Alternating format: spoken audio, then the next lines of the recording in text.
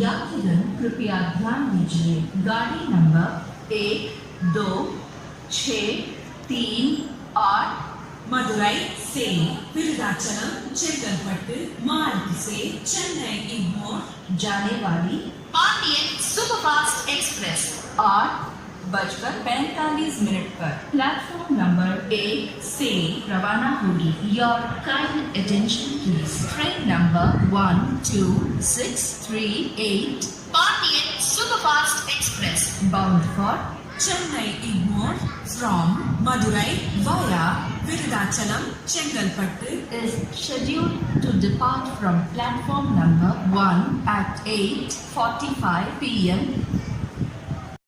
கவனத்திற்கு வண்டி எண் 1, 2, 6, 3,